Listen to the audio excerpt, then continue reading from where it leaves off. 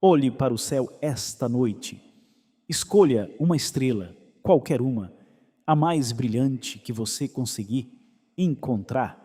Agora, pense nisto. E se eu te dissesse que aquela luz não existe mais, não como metáfora poética, no sentido literal, físico, verificável pela ciência mais rigorosa que a humanidade já produziu? A estrela que você vê pode ter morrido há milhares de anos e o universo ainda não teve tempo de te avisar. Você está olhando para um fantasma feito de fótons antigos, de energia liberada por uma estrela que pode ter explodido enquanto os dinossauros ainda caminhavam pela Terra. E o mais perturbador, você nunca vai saber exatamente quando, porque existe uma lei da física tão absoluta, tão implacável, que separa para sempre o que você vê do que realmente existe. A velocidade da luz é finita, 300 mil quilômetros por segundo, um número que parece enorme, até você comparar com as distâncias do universo. A estrela mais próxima de nós, além do Sol, fica a 4 anos-luz de distância. Isso significa que a luz que ela emite demora 4 anos completos para chegar até seus olhos. Você nunca vê o universo como ele é, você vê o universo como ele era. Olhe para a Lua numa noite clara. Ela está a 1,5 segundos de nós, em tempo de luz. Quando você a vê, está vendo como ela era a 1,5 segundos. Isso parece irrelevante. Mas agora imagine mudar essa escala por um fator de bilhões. A estrela Betelgeuse, aquele ponto avermelhado no ombro da constelação de Órion, está a aproximadamente 700 anos-luz de distância. Quando você a observa num céu limpo de inverno, está vendo a luz que saiu de lá durante a Idade Média europeia, enquanto cavaleiros cruzavam o Mediterrâneo e a peste negra assolava o continente. Essa luz cruzou o vazio cósmico por 700 anos inteiros para chegar até suas retinas. Esta noite, Betelgeuse é uma estrela moribunda. Os astrônomos sabem disso. Ela vai explodir num evento tão brilhante que poderemos vê-la durante o dia. Talvez já tenha explodido, talvez a explosão tenha ocorrido há 300 anos e a luz dessa catástrofe cósmica ainda esteja viajando em nossa direção invisível, silenciosa, cruzando o vazio a 300 mil quilômetros por segundo.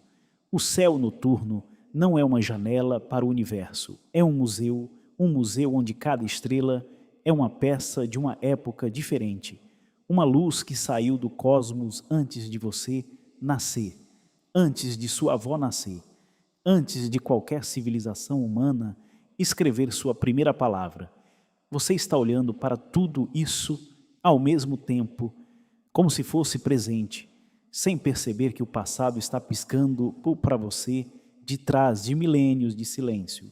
E ainda assim, toda noite, as pessoas levantam os olhos para esse museu e acreditam estar no presente cósmico.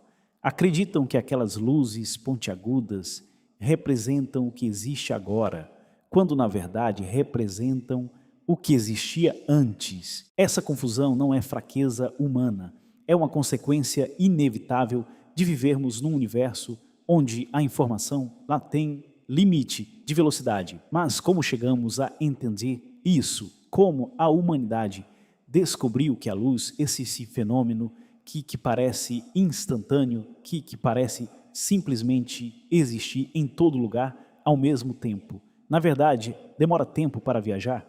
A história começa com uma pergunta que parecia completamente absurda. A luz tem velocidade? Por milênios, a resposta óbvia era não. Aristóteles acreditava que a luz era instantânea. Euclides construiu sua óptica sobre essa suposição.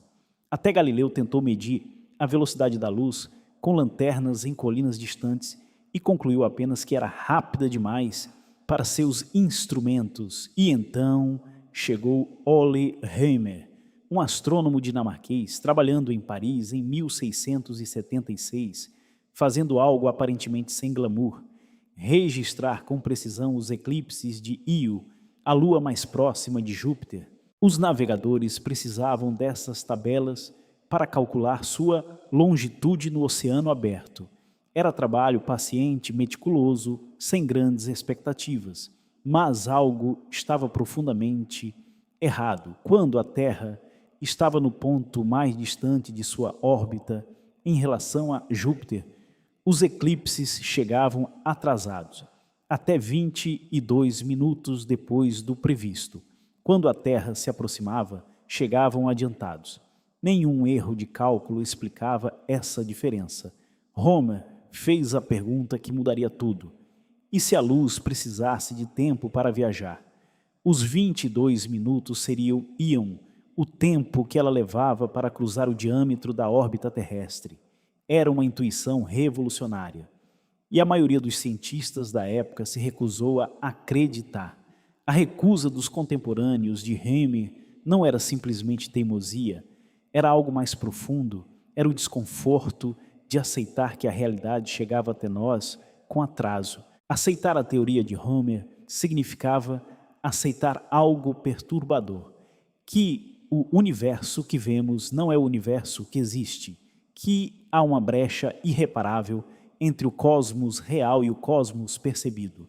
Por isso resistiram. Mas a natureza não se importa com o conforto humano.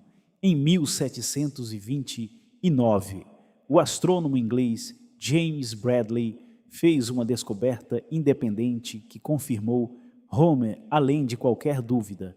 Bradley percebeu que as estrelas pareciam se deslocar levemente na direção em que a Terra estava se movendo em sua órbita, como a chuva que parece cair em ângulo quando você corre. Esse fenômeno só fazia sentido se a luz tivesse velocidade finita. O universo havia confirmado sua própria regra, com ou sem mão a permissão dos cientistas, e essa regra muda absolutamente tudo. Pense numa fotografia antiga da sua família, aquela foto amarelada, com bordas desgastadas, de bisavós que você nunca conheceu. Quando você olha para aquela imagem, não vê o passado como metáfora. Você literalmente vê a luz que refletiu naquele momento, capturada numa superfície sensível. O céu noturno funciona da mesma forma, só que sem câmera, sem papel, sem escolha. Cada estrela que você vê é uma fotografia enviada diretamente para seus olhos, postada há décadas, séculos, milênios, chegando esta noite sem aviso. Agora, imaginem que você recebesse cartas de pessoas em lugares diferentes do mundo, todas chegando no mesmo dia. Uma carta foi postada há uma semana, outra há um ano, outra há 50 anos. Você as lê todas ao mesmo tempo, no mesmo momento, mas elas descrevem realidades de épocas completamente diferentes. Isso é o céu noturno. Cada estrela é uma carta enviada em épocas distintas, chegando aos seus olhos simultaneamente, criando a ilusão de um universo coerente e presente, quando, na verdade, é uma colagem do tempo. Você nunca vê o universo como ele é. Você vê o universo como ele era. Agora, vamos entrar mais fundo, porque a história de Homer foi apenas o primeiro degrau de uma escada que desce para um abismo de proporções inimagináveis. A estrela mais próxima do Sol, Próxima Centauri, está a 4 anos e 2 meses de luz de distância. Se ela desaparecesse agora mesmo, se fosse apagada instantaneamente desta noite, nós ainda haveríamos brilhar normalmente por mais 4 anos. 4 anos de uma mentira luminosa. 4 anos vendo uma estrela que não existe mais, mas Próxima Centauri é nossa vizinha, uma raça imediata, é a porta ao lado. Agora olhe para a Via Láctea, nossa própria galáxia. Aquela faixa leitosa que corta o céu em noites sem lua. Ela tem 100 mil anos-luz de diâmetro. Isso significa que a luz de uma estrela no extremo oposto da nossa galáxia demora 100 mil anos para chegar até nós. Quando essa luz partiu, o ser humano moderno ainda estava pintando as primeiras imagens nas paredes de cavernas, sem linguagem escrita, sem cidades, sem qualquer noção de que um dia existiria algo chamado astronomia. E ainda assim essa luz chegou até nós esta noite. E nós a chamamos de presente. Vá além da Via Láctea. A galáxia de Andrômeda, visível a olho nu, numa noite escura como um pequeno borrão, difuso no céu, está a 2.500.000 anos-luz de distância. A luz que você vê quando olha para Andrômeda saiu de lá quando o ser humano ainda não existia como espécie, quando nossos ancestrais mais antigos engatinhavam pela savana africana, aprendendo a usar a primeira pedra como ferramenta. Essa luz atravessou 2.500.000 anos de vazio absoluto para pousar em suas retinas, e Andrômeda ainda é considerada nossa vizinhança cósmica imediata. Os telescópios modernos veem galáxias a 13 bilhões de anos-luz de distância. Quando você vê uma dessas imagens capturadas pelo telescópio espacial James Webb, aquelas manchas coloridas de luz que parecem flores no escuro do cosmos, está vendo o universo quando ele tinha menos de 1 bilhão de anos de existência. Está vendo estrelas que nasceram logo após o início de tudo, galáxias em formação, estruturas que podem não existir mais em nenhuma forma reconhecível. O telescópio não é uma janela para o espaço, é uma máquina do tempo, e nós a usamos todos os dias sem perceber o que isso realmente significa. Pare por um instante e deixe isso pousar completamente. Você, sentado onde quer que esteja agora, carrega nos seus olhos a capacidade de receber mensagens de 13 bilhões de anos atrás. Toda vez que você olha para o céu numa noite clara, seu corpo está fisicamente recebendo informação do universo primitivo. Os fótons que entram pelas suas pupilas podem ter viajado mais tempo do que a Terra existe. A Terra tem 4 bilhões e 600 milhões de anos e alguns fótons que chegam aos seus olhos são mais velhos que o nosso planeta. Você é o destino final de uma viagem que começou antes de o Sol existir. Como isso muda a forma como você pensa sobre o que é real? O que significa dizer que uma estrela existe se a existência depende do presente? E o presente no cosmos é algo que só você experimenta aqui neste ponto específico do espaço. Existe um universo presente? Ou o universo é, por definição, sempre uma sombra do que foi? Para entender por que isso importa, além da filosofia, precisamos falar sobre como as estrelas morrem, porque não é apenas uma questão de atraso na informação, é uma questão de morte real, concreta, violenta, acontecendo em câmera lentíssima, invisível para nós, enquanto continuamos olhando para a mesma luz antiga, como se nada tivesse mudado. Uma estrela não é eterna. Isso pode parecer óbvio, dito assim, mas a implicação real é perturbadora. Cada ponto de luz no céu é um ser com prazo de validade, e nós não sabemos onde a maioria deles está nesse prazo. Imagine uma vela acesa numa mesa. Ela queima de forma gradual, consumindo o que tem de combustível até que não reste mais nada. Uma estrela funciona de forma parecida, mas em escala inimaginável. O combustível é hidrogênio e o processo é fusão nuclear, a colisão de átomos no núcleo que libera energia suficiente para iluminar sistemas solares inteiros por bilhões de anos. Quando o hidrogênio acaba, a estrela entra em colapso. O que acontece depois depende de quanto ela pesa.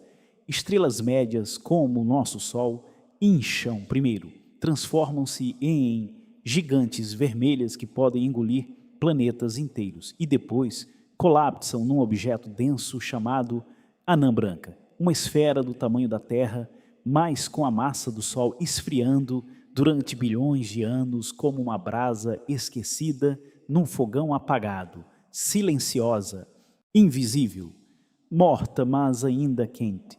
Mas as estrelas massivas, com 10, 20, 50 vezes a massa do Sol, morrem de forma completamente diferente, elas explodem. E quando explodem, liberam em frações de segundo mais energia do que o Sol vai emitir em toda a sua existência de 10 bilhões de anos. O universo inteiro sente esse evento. Nós o chamamos de supernova. E agora voltamos ao nosso problema central. Pense num farol numa ilha distante. Você está num barco, no oceano, na escuridão, e vê a luz piscando ao longe. Mas o farol foi destruído há horas. Uma tempestade o derrubou, apagou a chama. Você ainda vê a luz porque ela ainda está chegando até você, cruzando a distância de água escura, e você continua navegando com base nessa informação, acreditando que a ilha está segura, que o guia ainda funciona, que o caminho é aquele. O céu noturno é um oceano cheio desses faróis que podem já ter se apagado para sempre. Existem estrelas em nosso campo de visão que já explodiram como supernovas, estrelas destruídas em frações de segundo, cujos destroços se expandem agora pelo espaço. E nós ainda as vemos intactas, brilhando com normalidade, porque a luz da explosão ainda não chegou até nós.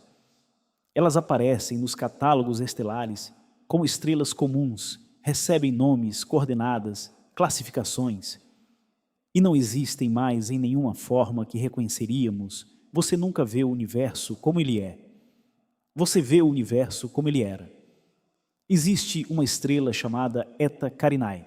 Ela fica a aproximadamente 7.500 anos-luz de distância. É uma das estrelas mais massivas e instáveis conhecidas, com cerca de 150 vezes a massa do Sol.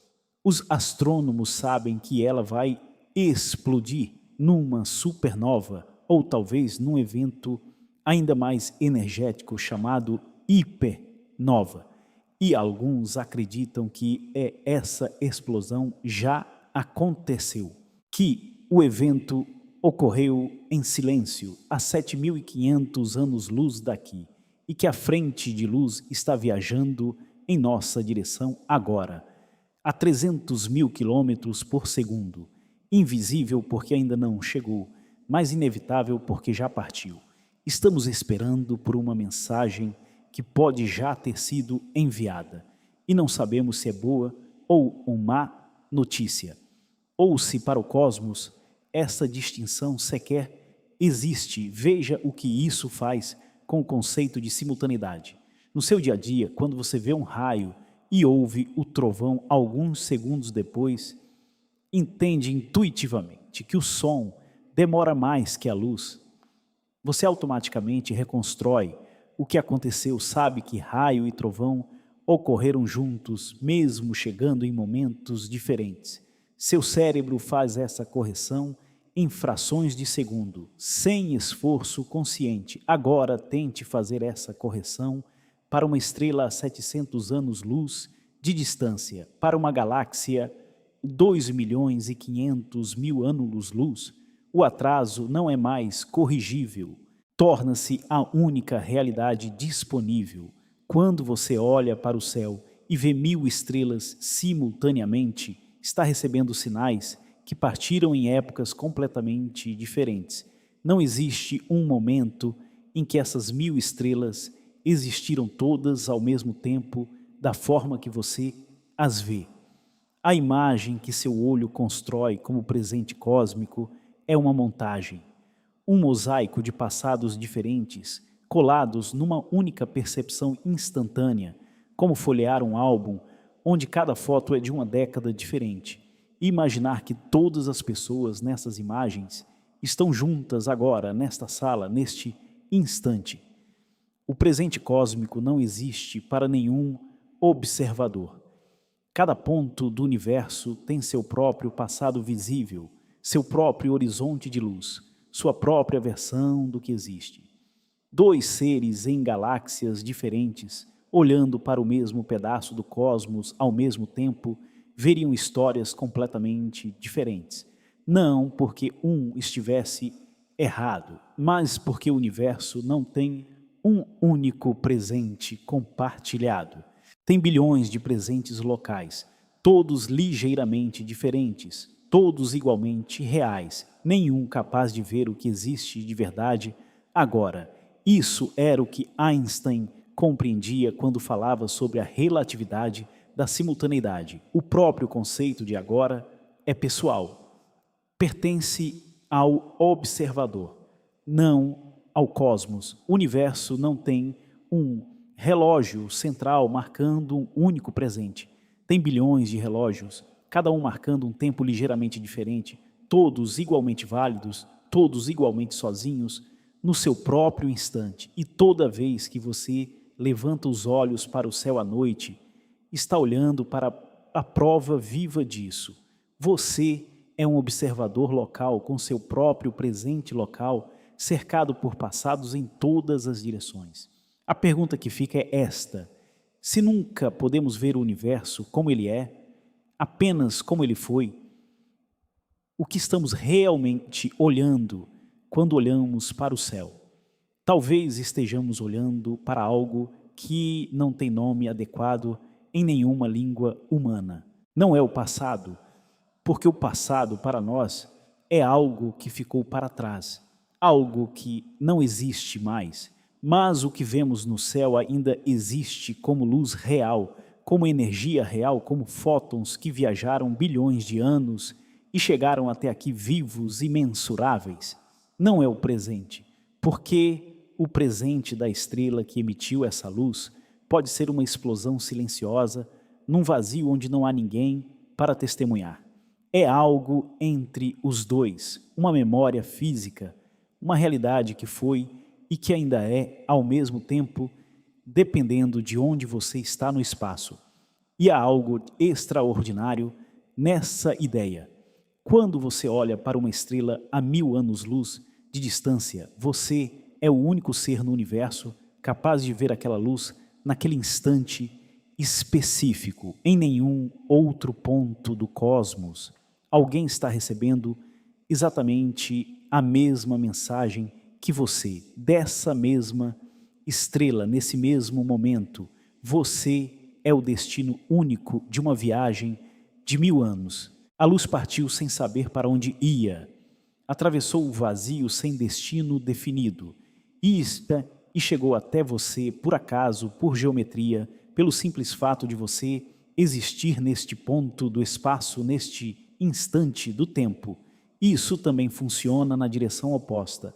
A luz que sai do seu corpo agora, o calor que irradia da sua pele, os fótons que refletem em você neste momento, está viajando para fora, em todas as direções, a 300 mil quilômetros por segundo. Daqui a 100 anos, essa luz ainda estará viajando. Daqui a 1000 anos, ainda, você também emite luz que se propaga pelo universo, chegará-se a lugares que você nunca verá e será registrada como um sinal do passado, um sinal de que aqui neste ponto minúsculo do cosmos, algo existiu. Você nunca vê o universo como ele é, você vê o universo como ele era.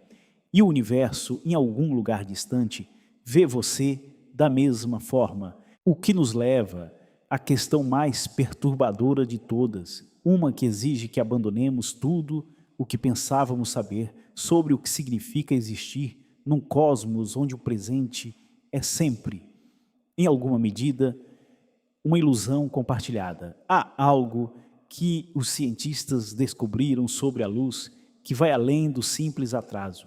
Algo que transforma por completo a maneira como entendemos não apenas o que vemos, mas o que é possível saber. O que vem a seguir parece impossível, mas é física verificável, confirmada por experimentos repetidos ao longo de um século.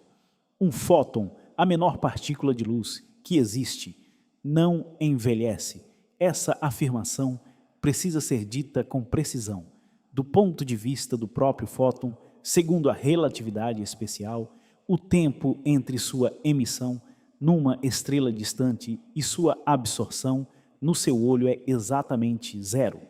Para o fóton que saiu de Betelgeuse há 700 anos, não se passou nenhum tempo.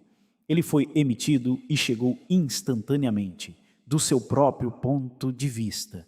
Mas para você que o recebe na Terra, passaram-se 700 anos. Imagine alguém que mergulha numa piscina num continente e emerge numa piscina em outro sem ter experimentado nenhum momento da travessia entre os dois pontos. Para o nadador, a viagem durou 0 segundos. Para os observadores nas duas margens, passaram-se dias. Isso é o que a relatividade especial diz sobre a luz. A distância entre estrelas e seus observadores é absolutamente real para quem espera e absolutamente inexistente para quem viaja. A luz nunca sente o espaço que percorre. Isso cria um paradoxo estranho e belo ao mesmo tempo. A luz que chegou até seus olhos esta noite não viveu 700 anos de viagem. Ela simplesmente foi emitida e chegou. E ao ser absorvida pela sua retina, ao desencadear a reação química que transforma fóton em impulso nervoso em visão, ela cumpriu o único instante que para ela sempre existiu. Você é o fim do único momento que esse fóton já teve. Quando você acende a luz num cômodo, os fótons que saem da lâmpada e chegam aos seus olhos não experimentaram a fração de segundo de viagem. Para eles, a lâmpada e seus olhos são o mesmo lugar, o mesmo momento. Toda vez que você acende um interruptor, você é o destino final de uma viagem que para o viajante nunca aconteceu. Você nunca vê o universo como ele é, você vê o universo como ele era. E a própria luz que carrega essa informação nunca experimentou o intervalo que a separava de você. Isso revela algo ainda mais perturbador sobre a natureza da observação. Quando um fóton parte de uma estrela e chega ao seu olho, ele estabelece uma conexão direta entre dois momentos do tempo que, do ponto de vista da física, são um único evento indivisível. A estrela que existia 700 anos atrás e você, existindo agora, são ligados por um único ato, a emissão e a absorção do mesmo fóton, separados por séculos para o universo, simultâneos para a luz. É como encontrar numa gaveta uma carta de um bisavô que morreu décadas antes de você nascer e perceber que, para a tinta no papel, essa carta foi escrita e entregue no mesmo instante, que o tempo que passou no mundo entre a escrita e a leitura não existiu para a mensagem em si. Ela estava esperando fora do tempo destinada a você desde o momento em que foi selada. O céu noturno não é um arquivo de imagens antigas, é uma rede de conexões ativas entre o passado e o presente. E você, com seus olhos abertos nesta noite, é o nó vivo onde essas conexões se concretizam. Mas a luz não viaja em silêncio pelo cosmos, ela carrega marcas do caminho. E essas marcas contam uma história que os astrônomos aprenderam a decifrar como se fosse um idioma escrito pelo próprio universo. Pense no som de uma ambulância passando pela rua. Quando se aproxima, o som parece mais agudo. As ondas sonoras se comprimem à frente do veículo. Quando se afasta, parece mais grave. As ondas se esticam. Você já sentiu isso em qualquer rua movimentada. Com a luz funciona da mesma forma, mas com uma diferença crucial. Aqui, o que se move não é apenas a fonte da luz, é o próprio espaço entre a fonte e você. O universo está se expandindo, cada galáxia se afastando de todas as outras, como manchas numa superfície que estica em todas as direções ao mesmo tempo. À medida que esse espaço aumenta, enquanto a luz viaja, essa luz é esticada como uma corda elástica puxada nas duas extremidades. comprimentos de onda mais longos, uma cor que se desloca em direção ao vermelho.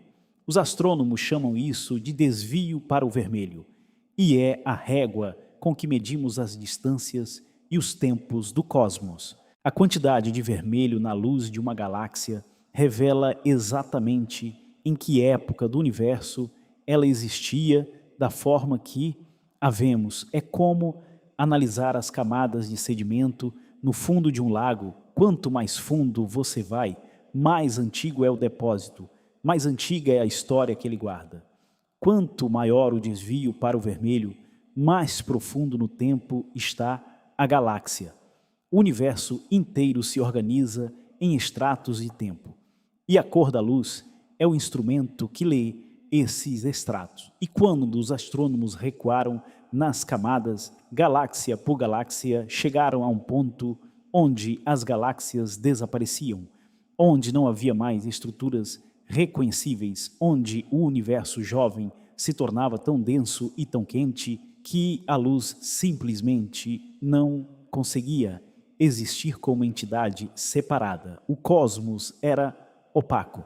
O que você faz quando descobre que existe um passado literalmente invisível? Não por falta de instrumentos, mas por uma lei da natureza que proíbe qualquer janela para esse tempo. A resposta a essa pergunta chegou como tantas grandes descobertas científicas de forma completamente acidental. Em 1965, dois físicos americanos chamados Arno Penzias e Robert Wilson estavam testando uma antena de rádio gigante em Nova Jersey. A antena era altamente sensível, projetada para captar sinais fracos de satélites, mas havia um problema que não conseguiam resolver. Não importava para onde apontassem a antena, não importava a hora do dia, a estação do ano, a direção no céu.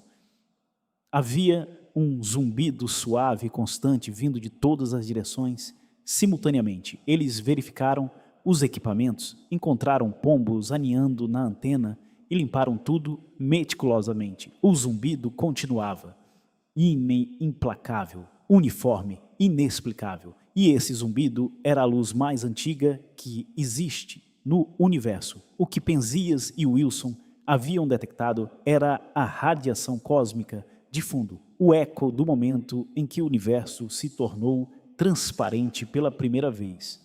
380 mil anos após o início de tudo, o cosmos esfriou o suficiente para que elétrons e prótons se combinassem em átomos, e no instante em que isso aconteceu, a luz foi libertada.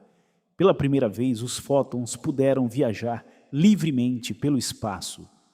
Aquela luz primordial ainda existe, preenchendo este universo inteiro, e parte dela chegou até a antena de Penzias e Wilson, como um zumbido que eles tentaram varrer como se fosse interferência.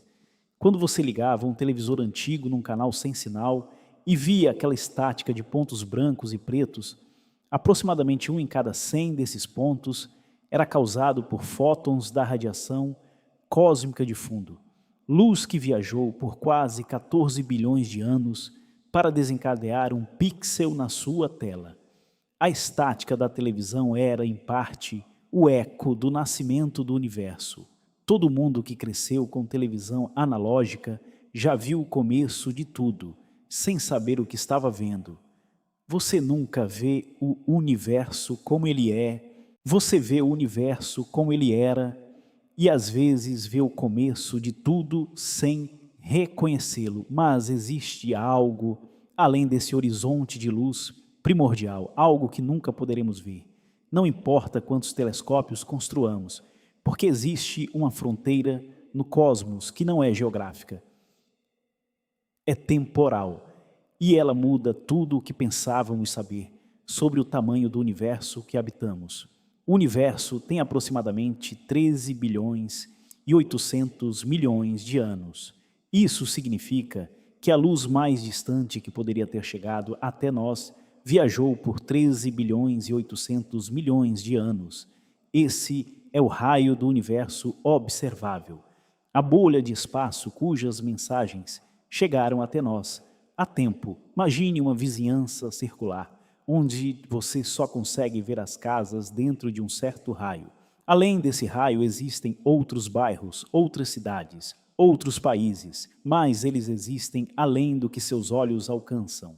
O universo observável é isso, não todo o universo, apenas a parte cujas mensagens chegaram até nós antes do prazo. E o universo real é muito, muito maior que essa bolha. Existem regiões do cosmos além do nosso horizonte, lugares com estrelas, galáxias, talvez vida, cuja luz nunca chegará até nós, não porque estejam escondidas, porque o universo se expande mais rápido do que a luz consegue cruzar a distância que nos separa. É como tentar ouvir alguém que fala do outro lado de um oceano que cresce. A voz existe, as palavras existem, mas o oceano aumenta mais rápido do que o som consegue atravessá-lo. Existem civilizações, se existirem absolutamente inacessíveis, não por distância, por tempo, por uma lei que diz: você só pode conhecer aquilo cuja mensagem já chegou. Quando você ouve músicas de músicos que já morreram, a mensagem chegou. Com as civilizações, além do horizonte cósmico, nem isso é possível. A mensagem nunca chega. É o silêncio absoluto de algo que existe, mas não pode comunicar sua existência. Isso cria uma forma estranha de solidão. Não a solidão de estar sozinho num quarto escuro, a solidão de saber que existe um cômodo que provavelmente existe, segundo a física, mas que você nunca poderá abrir a porta, que a porta não existe para você, que existe um universo inteiro além do seu universo, permanentemente invisível, permanentemente real, permanentemente além de qualquer pergunta que você possa fazer sobre ele. Agora inverta a direção do tempo. Não o passado que não podemos ver, mas o futuro que outros não verão. O Sol tem aproximadamente 5 bilhões de anos de vida restante. Quando ele morrer, quando se transformar numa gigante vermelha e depois colapsar numa anã branca, essa morte ocorrerá. E a luz dessa transformação viajará para fora em todas as direções. Em algum planeta, a algumas dezenas de anos-luz daqui, algum observador verá o Sol mudar, verá o que para nós é o futuro distante. Existe, neste exato momento, alguém que já viu eventos do nosso sistema solar que ainda não aconteceram para nós. Não por poder profético, mas simplesmente por estar no lugar certo, no ângulo certo do espaço-tempo. O futuro de uma coisa é sempre o passado visível de outra. O tempo não é uma linha única que todos percorrem juntos na mesma direção. É uma rede de perspectivas, cada ponto com seu próprio passado visível, seu próprio futuro cego, seu próprio presente local. E a morte de uma estrela não é um evento único, é um evento que acontece em tempos diferentes para observadores diferentes, espalhados pelo cosmos. Cada um vê a mesma explosão num momento diferente da sua história. Cada um chama aquele instante de agora. A palavra agora no universo não descreve um fato, descreve uma localização. Você nunca vê o universo como ele é. Você vê o universo como ele era. E no exato instante em que você lê isso em algum ponto do cosmos, alguém está vendo o que você ainda não viu e chamando isso de presente. E foi precisamente essa percepção de que diferentes distâncias revelam diferentes épocas que transformou o que parecia uma limitação científica na ferramenta mais poderosa da astronomia moderna. Pense num arqueólogo escavando um sítio histórico. Cada camada de solo que ele remove o leva mais fundo no tempo. Artefatos de 1 século, 2 séculos, 5.000 anos. Ele não precisa de uma máquina do tempo. Precisa apenas de uma pá e da paciência de descer verticalmente. Os astrônomos fazem o mesmo, mas em vez de descer olham para longe. Cada galáxia mais distante é uma camada mais antiga da história cósmica. O telescópio é a pá. O céu noturno é o sítio arqueológico e o tempo está depositado em camadas de luz esperando para ser escavado. Em dezembro de 1995, os astrônomos apontaram o telescópio espacial Hubble para uma região do céu que parecia completamente vazia, um pedaço escuro sem nenhuma estrela brilhante, aparentemente nada. Deixaram o telescópio expor por 10 dias consecutivos, coletando fótons de objetos extremamente fracos. O resultado foi uma das imagens mais perturbadoras já produzidas pela ciência.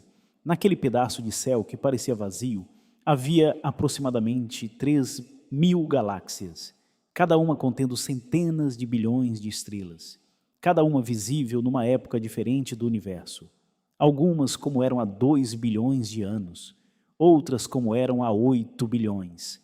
As mais distantes, como eram há mais de 10 bilhões de anos, quando o universo tinha menos de 1/5 da sua idade atual. Numa única imagem, os astrônomos tinham a fotografia da evolução do universo inteiro. Podiam ver as galáxias jovens, mais irregulares, mais caóticas, mais cruas, e comparar com as estruturas elegantes e espirais das galáxias próximas a nós. Era como encontrar num único álbum de família a foto do bebê, da criança, do adolescente e do adulto, todos juntos, todos ao mesmo tempo, cada um explicando como o anterior se tornou o seguinte. Quando você encontra fotos antigas de quando era criança e as compara com fotos recentes, você vê a história de como se tornou quem é. Os astrônomos fazem isso com o universo inteiro o álbum está disponível para qualquer um com paciência para olhar para o escuro, mas existe uma dimensão dessa história que vai além da astronomia, que penetra na biologia, na química, na própria constituição do que você é. As estrelas que morreram não desapareceram simplesmente. Elas espalharam seu conteúdo pelo espaço como uma explosão de sementes. Ao longo de suas vidas, as estrelas transformaram hidrogênio em hélio, hélio em carbono, carbono em oxigênio, oxigênio em silício, silício em ferro. Cada fusão produzindo elementos mais pesados, construídos sobre as cinzas do anterior, numa cadeia de transmutações que durou bilhões de anos. E quando a estrela explodiu numa supernova, espalhou todos esses elementos pelo cosmos.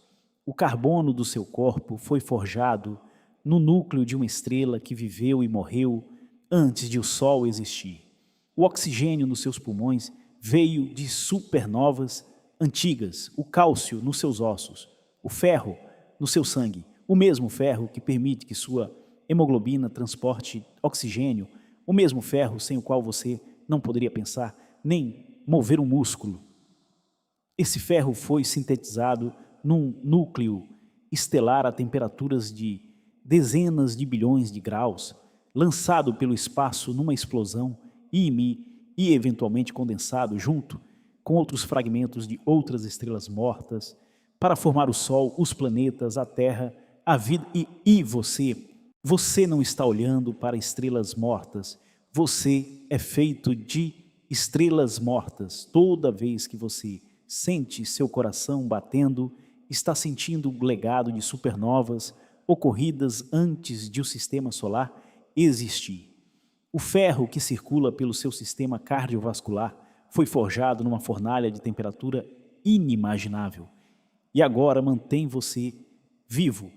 Permite que você pense, permite que seus olhos se movam enquanto leem estas palavras. Passe a mão sobre o seu peito.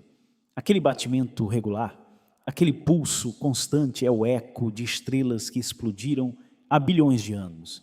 Você não está separado do cosmos, você é uma continuação dele, uma configuração temporária de matéria estelar que desenvolveu por acidente ou por necessidade a capacidade de contemplar sua própria origem. E aqui se fecha o paradoxo mais profundo de tudo que discutimos. Quando você olha para o céu noturno e vê uma estrela que pode já ter morrido, está olhando para seu próprio passado, não metaforicamente, literalmente. A matéria que forma seus olhos, que forma o nervo óptico que transmite a imagem, que forma o cérebro que processa a percepção. Essa matéria saiu de estrelas como aquela que você está contemplando. Uma estrela morta está sendo observada por olhos feitos de outras estrelas mortas. Você nunca vê o universo como ele é. Você vê o universo como ele era. E o que você vê é, em algum sentido, que a física confirma e a filosofia ainda processa completamente, uma versão anterior de si mesmo. A matéria que você é antes de se tornar o que você é. Não somos observadores externos do universo. Somos o universo observando a si mesmo, com olhos de carbono e ferro e oxigênio que viajaram bilhões de anos pelo espaço para se organizarem temporariamente, nesta forma, neste instante, neste ponto específico do cosmos, e olharem para trás, na direção de onde vieram. E o que veem quando olham são fantasmas de si mesmos, em versões anteriores, brilhando no passado como se ainda fossem presentes. Mas se somos feitos de estrelas mortas, e se olhamos para estrelas mortas, com olhos feitos de estrelas mortas, o que isso diz sobre a natureza da morte no cosmos? Será que uma estrela que se tornou parte de um olho que a observa realmente morreu? Existe um equilíbrio tão frágil que toda a sua experiência da realidade depende dele. E você nunca percebeu porque ele nunca falhou. Esse equilíbrio tem um nome simples. A velocidade da informação é finita. Se ela fosse infinita, se a luz não tivesse limite de velocidade, a causalidade desapareceria. Causas e efeitos poderiam viajar de volta no tempo. O universo deixaria de ter uma direção. A diferença entre passado e futuro se dissolveria num instante eterno sem sequência, sem sentido, sem a possibilidade de um evento preceder outro. Você só pode existir como observador porque esse limite existe. Você só pode ter memórias porque o passado chegou antes do futuro. Você só pode agir no mundo porque a causa precede o efeito e ela precede porque a informação leva tempo para viajar. O universo inteiro, com toda a sua história de quase 14 bilhões de anos, é sustentado por esse único princípio. Ele não governa apenas as estrelas. Ele governa tudo, inclusive você lá, inclusive este instante. Falamos sobre estrelas cuja luz demora 700 anos para chegar. Mas o que acontece quando você reduz essa escala ao tamanho de um cômodo? Quando alguém fala com você a 3 metros de distância, o som leva cerca de 1/100º de segundo para atravessar o espaço entre vocês. Você está sempre ouvindo o passado de quem fala, não o passado cósmico, o passado de 1/100º de segundo. Mas o mesmo princípio governa os dois. A estrutura é idêntica, a escala é diferente. A luz refletida pelo rosto de alguém que você ama percorre os metros entre vocês e chega aos seus olhos após um intervalo invisível ao relógio humano. Mas o intervalo existe. Você nunca vê o rosto de ninguém no presente absoluto. Você sempre vê uma fração infinitesimal de segundo do passado e chama isso de presença. Os sinais nervosos no seu corpo viajam a aproximadamente 100 metros por segundo. Quando você toca algo, o sinal elétrico percorre o nervo até o cérebro em frações de segundo. Você não sente o toque no instante em que ele ocorre. Você sente depois, e seu cérebro apresenta isso como imediato, como presente, como agora. Mas não é. Pense numa sala de concertos. Se você está sentado longe do palco, o som chega com um atraso perceptível em relação ao que vê. Seu cérebro combina as duas informações e cria a ilusão de simultaneidade. O que chamamos de experiência ao vivo é sempre uma montagem de sinais, chegando em velocidades diferentes, editada pela sua mente numa narrativa de presente que ela própria fabrica. O mesmo princípio que faz as estrelas parecerem vivas quando já morreram faz seu próprio corpo parecer presente quando está sempre processando o passado. Você nunca experimenta o presente, você experimenta uma reconstrução contínua do passado imediato, tão recente, tão precisa que parece agora. No nível subatômico, o princípio da incerteza de Heisenberg afirma que não podemos conhecer simultaneamente a posição e a velocidade de uma partícula com precisão absoluta, não porque os instrumentos sejam imperfeitos, mas porque observar uma partícula exige interagir com ela e essa interação altera o que queremos medir. Mesmo no nível mais fundamental da matéria, o presente é inacessível ao observador. No nível humano, o filósofo Kant chamava de noumeno a coisa em si, a realidade tal como ela é. Kant argumentava que o noumeno era inacessível, que nunca teríamos contato direto com a coisa em si. A física descobriu porque 2 séculos depois, a velocidade finita da luz. Kant intuiu filosoficamente o que Heimer havia começado a medir astronomicamente e estavam descrevendo a mesma fronteira com linguagens completamente diferentes. No nível planetário, a Terra recebe informação do Sol com 8 minutos de atraso. No nível estelar, 700 anos separam Betelgeuse do seu óleo. No nível galáctico, 2.500.000 anos separam Andrômeda de nós. No nível cósmico, quase 14 bilhões de anos separam a radiação de fundo do momento em que foi emitida. Em todos esses níveis, do quântum ao cosmos, o mesmo princípio governa sem exceção. A observação é sempre atrasada. O presente é sempre reconstruído. Voltemos a tudo que construímos nesta jornada. O Museu de Luz, onde cada estrela é uma peça de uma época diferente. As cartas de épocas distintas chegando ao mesmo tempo. O farol apagado, cuja luz ainda guia navios. A estática da televisão, que é o eco do nascimento do universo. O ferro no coração, que é o legado de supernovas. Todas essas imagens descrevem o mesmo princípio com palavras diferentes. O museu e a carta e o farol são a mesma coisa. O arqueólogo e o astrônomo usam a mesma ferramenta. O centésimo de segundo do som e os 700 anos da luz de Betelgeuse são instâncias da mesma lei. E você, com seu coração de ferro forjado em supernovas, com os seus olhos que nunca veem o presente, com a sua consciência que reconstrói o passado imediato como se fosse agora, você é a manifestação mais complexa que o universo produziu desse princípio que ele mesmo obedece. Você nunca vê o universo como ele é. Você vê o universo como ele era. E isso não é uma limitação da astronomia. É a estrutura da realidade em todos os níveis que a ciência consegue examinar. E aqui chegamos à pergunta que este percurso estava construindo desde a primeira estrela.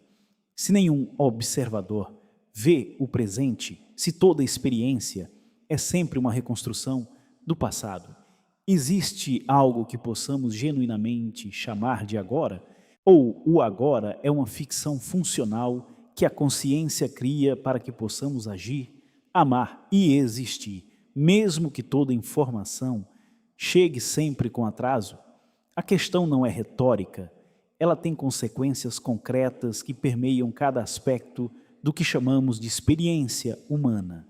Consequências que a física estabelece, mas que a filosofia e talvez a arte são mais capazes de absorver completamente. Pense na memória. Quando você lembra de algo, de um rosto, de um lugar, de uma voz, o que você está fazendo é reconstruir o passado a partir de traços deixados no presente do seu cérebro. Você não acessa o evento original. Você acessa a impressão que ele deixou, modificada por memórias posteriores, por emoções, por expectativas. A memória é sempre uma versão do passado filtrada pelo presente. E o presente, como já vimos, é sempre uma versão do passado filtrada por instrumentos imperfeitos. Você é um ser que reconstrói o passado com ferramentas que são elas mesmas reconstruções do passado. Pense no luto. Quando alguém que você amava morre, o que você perde é a possibilidade de novas informações chegando daquela fonte. Mas o passado continua chegando, nas memórias, nas fotografias, nos objetos que tocaram, nos hábitos que você incorporou sem perceber. A pessoa ausente continua enviando mensagens ao presente. É por isso que o luto nunca cessa completamente, porque o passado nunca para de chegar. A fronteira entre presença e ausência, em termos de informação, é menos nítida do que a dor faz parecer. A estrela que já morreu ainda envia luz. A pessoa que partiu ainda habita o presente dos que ficaram, não como ilusão sentimental, mas como informação real que continua chegando. O cosmos e o coração obedecem ao mesmo princípio. Nada some completamente enquanto sua informação ainda viaja. Quando você lê um livro escrito há 200 anos, está recebendo uma mensagem de alguém que viveu, pensou e morreu antes de você nascer. O pensamento de Kant chegando até você através de páginas amareladas é estruturalmente idêntico ao fóton de Betelgeuse chegando até sua retina. Em ambos os casos, uma fonte que não existe mais, uma mensagem que viajou, um receptor que reconstrói. Toda comunicação é assim. Todo pensamento compartilhado é assim. O significado nunca viaja intacto. Ele é reconstruído a cada destino, em cada mente, em cada instante de recepção. Somos seres que nunca se comunicam no presente. Nos comunicamos através de sinais que partem, viajam e chegam, e chamamos de compreensão o ato de reconstruir algo que nunca foi transferido diretamente, algo que sempre chegou ligeiramente diferente do que partiu. Agora olhe para o outro lado dessa equação, não para o que chega até você, mas para o que parte de você. Você está emitindo informação neste exato momento. O calor do seu corpo, os fótons que refletem da sua pele, o som da sua respiração. Cada um desses sinais está viajando para fora em todas as direções, carregando a informação de que você existe, de que você pensa, de que você está aqui. Alguns já chegaram ao ouvido de quem está ao lado, outros ainda estão viajando. Os fótons do seu corpo, neste instante, estão a alguns metros. Daqui a 100 anos, estarão a 100 anos-luz. Em algum ponto do cosmos futuro, um observador poderia receber os fótons que saem de você agora e saber que aqui, neste instante, algo existiu. Você já é, neste exato momento, parte do passado de alguém que ainda não nasceu. Não somos apenas receptores de informação cósmica, somos emissores, somos fontes, somos para o cosmos futuro o que as estrelas mortas são para nós agora. Luzes que podem já ter se apagado, mas cujas mensagens ainda viajam, ainda chegam, ainda são recebidas por olhos que não existiam quando a mensagem partiu. E aqui o círculo fecha com uma beleza que a matemática não captura completamente. Começamos com a pergunta sobre por que as estrelas que você vê já estão mortas. A resposta científica é clara. A velocidade da luz é finita, as distâncias são enormes, o passado é a única coisa observável. Mas a resposta mais profunda é esta. As estrelas que você vê não estão simplesmente mortas, estão transformadas em nebulosas, em planetas, em oceanos, em vida, em carbono, em ferro, em você. Quando você olha para uma estrela e diz que ela está morta, está olhando para seu próprio ancestral. Você é o destino de uma jornada que começou há bilhões de anos em núcleos estelares a temperaturas inimagináveis. A estrela não terminou. Ela chegou a você. E você, com olhos feitos dos mesmos átomos que ela forjou, olha de volta e chama isso de contemplação, de curiosidade, de ciência. O universo fechou um círculo que levou bilhões de anos para se completar. Você nunca vê o universo como ele é, você vê o universo como ele era. E talvez o que isso signifique seja que o universo só pode se conhecer olhando para o próprio passado, que o autoconhecimento, tanto para os humanos quanto para o cosmos, é sempre arqueológico, sempre retrospectivo, sempre uma luz que chegou de algum lugar que já não é mais o mesmo. O que resta perguntar é isto, e é uma pergunta que a ciência formula com precisão, mas que nenhuma equação responde. Se o presente é sempre inacessível, se o agora é sempre local e sempre fugidio, se toda experiência é sempre a chegada de um passado que partiu antes, o que isso faz com o valor deste instante? Com o valor de você estar aqui, agora, recebendo essa luz antiga, com olhos feitos de luz ainda mais antiga, e chamando esse ato impossível de estar vivo? A resposta a essa pergunta é talvez a descoberta mais surpreendente que emerge de toda esta jornada científica. Não diminui o presente descobrir que ele é sempre uma chegada do passado. Aprofunda, porque existe algo que acontece quando a informação chega, algo que não existe em nenhuma outra parte do universo, exceto neste ponto específico onde você existe. Existe algo que transforma fótons em visão, vibrações em som, pressão em toque, sinais químicos em emoção. Na física, esse algo não tem nome preciso. Na filosofia se chama consciência e é o único lugar no universo onde o passado se torna presente. A informação de uma estrela morta viaja por 700 anos no vazio.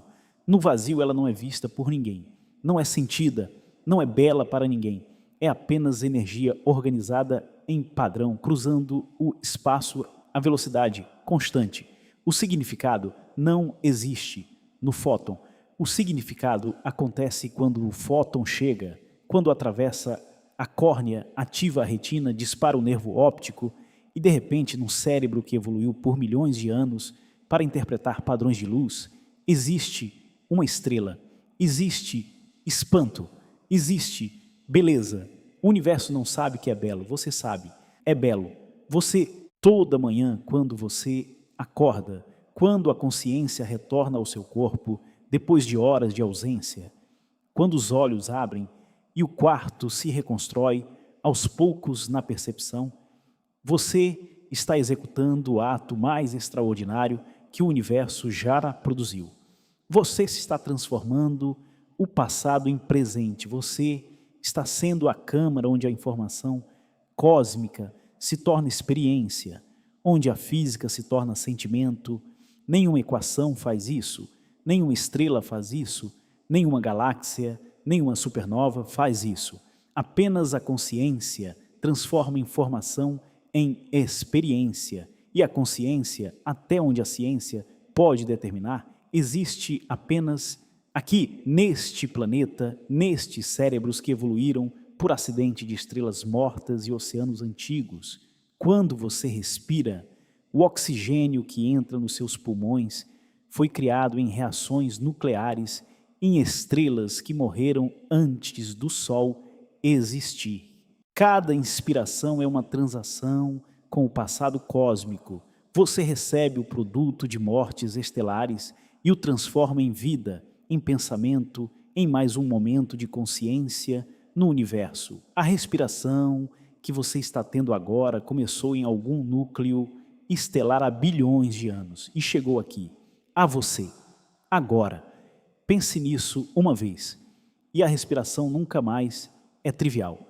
O mesmo vale para cada gole de água. Hidrogênio, formado nos primeiros minutos após o início de tudo, oxigênio forjado em estrelas, unidos num planeta à distância certa de uma estrela mediana numa galáxia comum.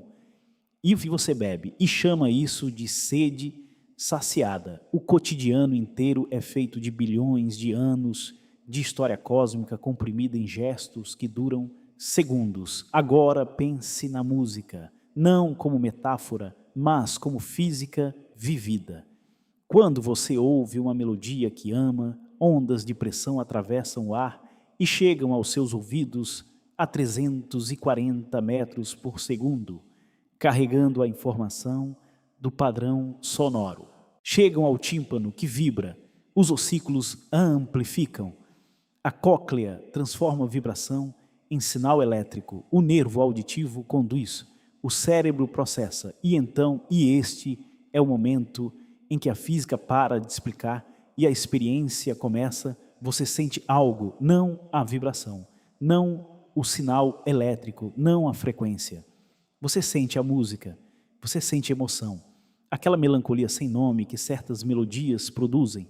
Esse sentimento não está nas ondas sonoras, não está em nenhum ponto do caminho físico entre o instrumento e o seu cérebro. Acontece apenas no instante em que a informação chega e é interpretada por uma consciência que tem história, memória, amor. A informação viaja, a experiência acontece apenas aqui, né? Esse é o paradoxo final que toda esta jornada revela. O universo é imenso, quase 14 bilhões de anos, centenas de bilhões de galáxias, estrelas incontáveis nascendo e morrendo em ciclos que a mente humana não consegue intuir. E todo esse imenso universo está cheio de informação, padrões de energia viajando em todas as direções, fótons cruzando bilhões de anos de vazio, mas sem consciência, toda essa informação existe sem ser experimentada. É movimento sem espectador, é padrão sem significado. É uma sinfonia executada num teatro completamente vazio, com a acústica perfeita, com todos os instrumentos afinados, com a partitura rigorosamente seguida, e nenhum ser capaz de ouvi-la e sentir que ela é bela. Você é o lugar onde o universo se torna real para si mesmo, não como metáfora, como fato físico. A matéria estelar que formou seus neurônios é a mesma matéria que formou as estrelas que você observa. Ao olhar para o céu através dos seus olhos, o universo está literalmente se dobrando sobre si mesmo, usando sua própria matéria reorganizada para observar sua própria história. O espectador e o espetáculo são feitos do mesmo material. A estrela e o olho que a vê compartilham a mesma origem. Se isso é verdade, e a física diz que é, então a pergunta sobre o valor deste instante recebe uma resposta que emerge inevitavelmente da ciência, mas que a ciência sozinha não consegue formular completamente. Este instante é o único ponto do universo onde o universo existe como experiência. Aqui, agora, você lendo isso, sentindo isso, pensando sobre isso, este é o único lugar onde bilhões de anos de história cósmica se tornam algo mais do que padrões de energia no vazio. Você nunca vê o universo como ele é, você vê o universo como ele era. Mas o ato de ver, o ato de transformar o passado em presença, de transformar informação em experiência, esse ato acontece apenas agora, apenas aqui, apenas em você. Essa percepção não tem resposta que a física possa dar, mas talvez seja a pergunta mais importante que a física já nos permitiu formular. Lembra quando começamos? Você foi convidado a olhar para o céu e escolher uma estrela, qualquer uma, a mais brilhante que conseguisse encontrar. Naquele momento, a pergunta era simples: e se aquela luz não existisse mais? Agora, depois de tudo que percorremos juntos, o convite é o mesmo, mas o que ele significa mudou completamente. Olhe para o céu novamente. Escolha a mesma estrela. Desta vez, não pergunte se ela ainda existe. Pergunte o que significa que você possa vê-la. Pergunte o que acontece no espaço invisível entre a luz que chega e o espanto que você sente. O gesto é idêntico. A pessoa que olha é diferente. Não porque as estrelas mudaram, mas porque a pergunta mudou. E mudar a pergunta muda de tudo o que a resposta pode ser. A lei que faz as estrelas parecerem mortas é a mesma lei que torna possível contemplar a morte das estrelas. O limite que nos separa da realidade presente é o limite que cria a distância necessária para que exista um observador. Sem a velocidade infinita da luz, não há separação entre observador e observado. Sem separação não há perspectiva. Sem perspectiva não há consciência. A própria lei que nos priva do presente é a lei que nos torna capazes de contemplar o passado, que nos torna capazes de contemplar qualquer coisa. A finitude da luz não é um defeito do universo, é a condição de toda experiência possível. E isso nos leva a perguntas que não podem ser respondidas, apenas habitadas. Se o universo existe há quase 14 bilhões de anos e se a consciência surgiu apenas neste instante fugidio de sua história, o que acontecia antes? O universo existia de verdade. Na forma como dizemos que algo existe sem nenhum ser para testemunhá-lo, existe a cor de uma nebulosa que nenhum olho jamais viu. Existe beleza sem ninguém para ser tocado por ela. Ou a beleza é, por definição, o nome que damos à informação quando ela chega a uma consciência capaz de se surpreender. E se a resposta for não, se a existência plena exige um testemunho, se o real só se completa quando chega a uma mente, o que isso faz com todo o cosmos que existe, além do nosso horizonte observável, com as galáxias cuja luz nunca chegará a nenhum ser pensante, com os universos que a física sugere e se existem em solidão absoluta e eterna? Existe algo mais desolador do que um cosmos que nunca será visto? Ou existe algo mais extraordinário do que o fato de que este cosmos específico entre todos os possíveis, produziu seres capazes de se perguntar isso toda vez que você para num momento de silêncio e simplesmente olha para o céu, para o rosto de alguém que você ama, para a chama de uma vela num cômodo escuro. Você está fazendo algo que nenhuma estrela pode fazer. Você está testemunhando, você está transformando o passado que chegou em presença que fica. Você está cumprindo a única função que o universo não pode executar por conta própria. Pense nisso quando olhar nos olhos de alguém querido. A luz que vem daquele rosto viajou alguns metros, uma distância tão pequena que parece instantânea, mas é o mesmo fenômeno, a mesma lei, o mesmo princípio que nos separa de Betelgeuse por 700 anos. E a reconstrução que você faz daquele rosto, o amor que você sente, a memória que sobrepõe, a expectativa que projeta, isso também é uma forma de ver o passado como se fosse presente. Amamos sempre a versão que chegou, nunca a versão que é neste exato momento da observação. E talvez isso não seja uma imperfeição do amor, talvez seja a sua estrutura mais íntima. Somos seres que vivem de chegadas, cada percepção é uma chegada, cada memória é uma chegada, cada emoção é a chegada de algo que já aconteceu. Somos construídos até a última fibra para processar o que já foi e chamar isso de agora. E o universo está contando com isso. Está contando com que a luz antiga chegue a olhos novos e se torne espanto. Está contando com que o passado, ao chegar, se torne presença. Está contando com você. Você nunca viu o universo como ele é, mas ver o universo como ele era, com olhos feitos de luz ainda mais antiga, com uma mente que transforma a física em espanto e em informação em amor. Talvez isso não seja uma limitação. Talvez seja o próprio milagre. A próxima vez que você olhar para o céu e escolher uma estrela, saiba que a luz que chega partiu antes de você existir, que cruzou um vazio que a imaginação não alcança, que chegou até você sem destino, sem intenção, sem saber que haveria alguém capaz de vê-la e sentir que ela é bela. E que você, ao vê-la, faz algo que nenhuma lei da física previa e que a poesia sempre soube. Você a traz de volta por um instante. Neste instante, aqui a estrela pode estar morta. A luz chegou e você que é feito do mesmo silêncio que ela atravessou, você está aqui para recebê-la. Isso não explica o universo, mas talvez explique por que vale a pena olhar para ele. Nós também somos estrelas com prazo de validade, não no sentido de que brilhamos da mesma forma, embora brilhemos cada célula do seu corpo, irradiando calor e fótons em todas as direções, a cada instante.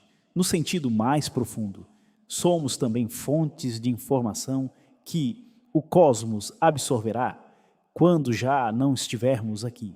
Nossas palavras continuarão viajando. Em livros, em gravações, nas memórias de quem nos conheceu, que habitarão outras memórias. Numa cadeia de transmissões que se estende muito além do momento em que a fonte original se apagou. Somos também faróis. Também emitimos, também morreremos. E nossa luz continuará. Pense em alguém que você amava e que já não está. O som da voz que permanece na memória. O gesto que, de repente, você se pega repetindo sem perceber. Herdado sem que ninguém tenha ensinado conscientemente. O conselho que chega à sua mente em momentos difíceis, formulado nas palavras daquela pessoa, com a cadência dela, com o peso particular que só ela dava, aquelas sílabas, isso é informação viajando, literalmente. É a luz que aquela pessoa emitiu, que chegou até você, que continua chegando, que você transmite agora para outros ao seu redor, frequentemente, sem perceber que está transmitindo. Os mortos não param de transmitir, param de emitir. Mas o que já o emitiu, isso continua. E essa percepção transforma a maneira como pensamos não apenas sobre o cosmos, mas sobre o tempo que temos, sobre o que fazemos com ele, sobre o que escolhemos emitir enquanto ainda somos a fonte ativa. Existe uma assimetria estranha e bela nesse princípio. A estrela não escolhe o que emitir, emite o que é sem intenção, sem consciência do destino de seus fótons, mas nós escolhemos.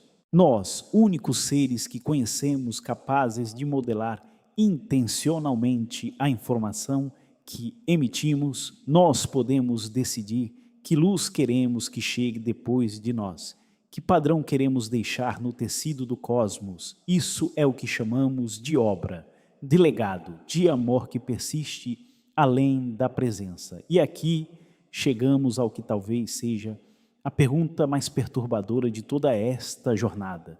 Uma pergunta que emerge apenas quando você junta todos os fios que puxamos juntos desde o princípio. Se a consciência é o único lugar onde a informação se torna experiência, se somos o único ponto do cosmos onde o passado se torna presente vivido, e se somos também temporários, finitos, destinados a apagar, como as estrelas apagam, o que acontece com a experiência quando a consciência se encerra? A beleza que existiu na mente, que não existe mais, ela existiu de verdade?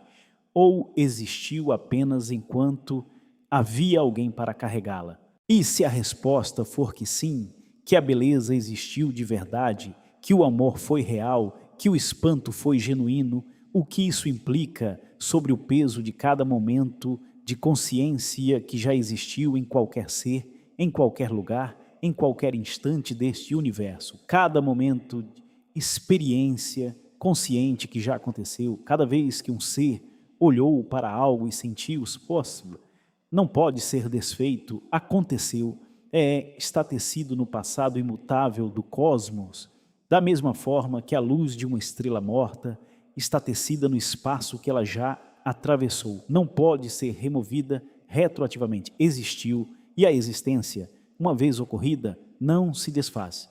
Isso não é consolo fácil, é uma consequência da física do tempo.